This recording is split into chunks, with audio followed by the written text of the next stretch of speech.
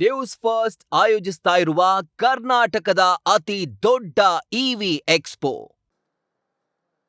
ಸ್ವತಂತ್ರ ಭಾರತದ ಹೆಮ್ಮೆಯ ಪ್ರಜೆಗಳಾದ ನಾವು ನಮ್ಮ ಸಂವಿಧಾನದ ಆಶಯಗಳಾದ ಜಾತ್ಯತೀತತೆ ಮತ್ತು ಸರ್ವೋದರ ಗೌರವ ಹಾಗೂ ಪೂಜ್ಯ ಭಾವನೆಯಿಂದ ಪಾಲಿಸುತ್ತಾ ಹಾಗೂ ಕಳಂಕವನ್ನು ತೊಲಗಿಸಲು ನಾವೆಲ್ಲ ಕಂಕಣಬದ್ಧರಾಗೋಣ. ಯಾವುದೇ ರೀತಿಯ ಅಸ್ಪೃಶ್ಯತೆ ಆಚರಣೆ ಶಿಕ್ಷಾದ ಅಪರಾಧವೆಂಬ ಜಾಗೃತಿಯನ್ನು ಸರ್ವರಲ್ಲೂ ಮೂಡಿಸೋಣ. ಎಲ್ಲಾ ರೀತಿಯ ಸಾರ್ವಜನಿಕ ಸ್ಥಳಗಳಲ್ಲಿ ಧರ್ಮ, ಜಾತಿ, ಲಿಂಗ ಮತ್ತು ಜನ್ಮಸ್ಥಳ ಇವುಗಳ ಆಧಾರದ ಮೇಲೆ ಯಾವುದೇ ರೀತಿಯ ತಾರತಮ್ಯ ಅಥವಾ ಭೇದ ಭಾವ ತೋರದೆ ಸೋದರತ್ವ ಮತ್ತು ಸೌಹಾರ್ದತೆಯಿಂದ ಬಾಳುವ ಮೂಲಕ ನಮ್ಮ ಗ್ರಾಮವನ್ನು ಅಸ್ಪೃಶ್ಯತಾ ಮುಕ್ತ ಗ್ರಾಮ ಎಂದು ಘೋಷಿಸಲು ನಾವು ಈ ಮೂಲಕ ಶ್ರದ್ಧಾಪೂರ್ವಕವಾಗಿ ಪ್ರತಿಜ್ಞೆ ಮಾಡುತ್ತೇವೆ. ಜೈ ಹಿಂದ್.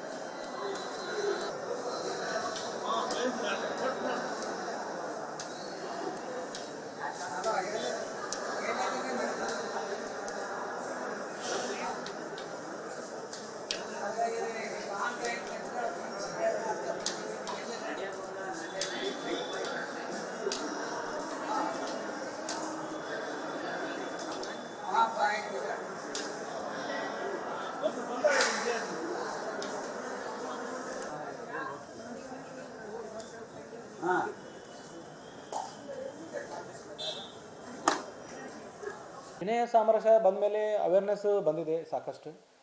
ಈಗ ದೇವಸ್ಥಾನ ಅಲ್ಲಿ ಮತ್ತು ಗುಡಿ ಗುಂಡಾರಗಳಲ್ಲಿ ಯಾವುದೇ ಥರ ನಿರ್ಬಂಧಗಳನ್ನು ನಮ್ಮ ಆಗಿಂದನೂ ಎಲ್ಲ ಇದು ಇನ್ನು ನಿರ್ದೇಶನ ಇದೆ ಸರ್ಕಾರದ್ದು, ಅಸ್ಪೃಶ್ಯತೆನ ಆಚರಣೆ ಮಾಡೋಂಗಿಲ್ಲ ಅಂತ.